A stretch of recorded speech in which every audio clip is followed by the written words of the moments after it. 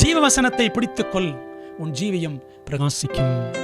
இந்த இருண்ட உலகத்தில், பாவ உலகத்தில் நம்முடைய வாழ்க்கை தேவனுடைய மகிமைக்கு என்று பிரகாசிக்க வேண்டும் என்று தேவன் வாஞ்சிக்கிறார்.